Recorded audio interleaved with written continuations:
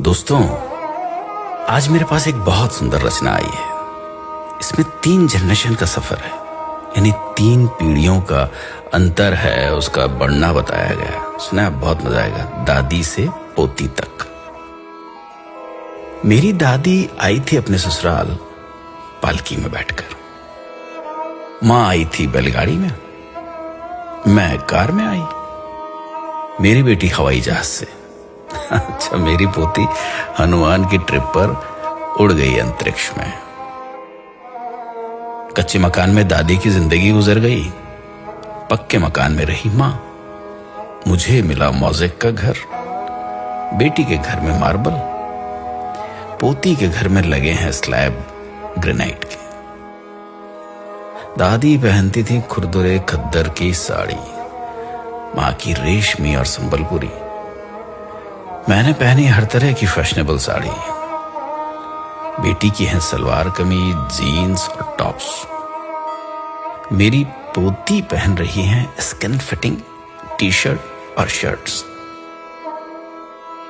लकड़ी के चूल्हे में किसी जमाने में खाना पकाती थी दादी। मां की भी थी कोयले की सिगड़ी और हीटर। मेरे हिस्से में आया गैस का चूल्हा।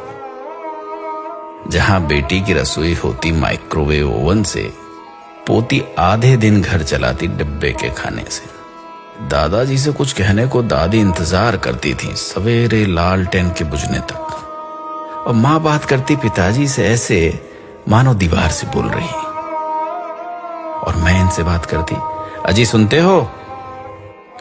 मेरी बेटी दामाद जी को नाम से बुलाती है। पोती आवाज लगाती दामाद को, हाय हनी। दादी बतियाती थी दादाजी से आधी बात सीने में दबाकर। मां बोलती पिताजी की हां में हां मिलाकर। मैंने इनकी कई बातों पर सवाल उठाए। मेरी बेटी तो दामाद जी की बोलती ही बंद कर देती अपने तर्क से। उधर बातों में पोती अपना अधिकार वसूलती दामाद से। कई बच्चों की मां थी दादी। मां के बच्चे उससे कुछ कम थे।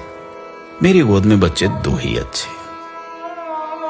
बेटी की तो आंख का तारा उसका इकलौता। पोती मां बनने को ढूंढ रही है किराए की कोख।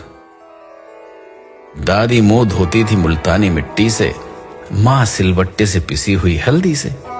मैं साबुन से धोती, मेरी बेटी फेस वॉश से। पोती फेस पैक चुपड़ती अपने स्टीम किए चेहरे पर। दादी का था बहुत बड़ा परिवार। मां भी पिस जाती थी परिवार की भीड़ में।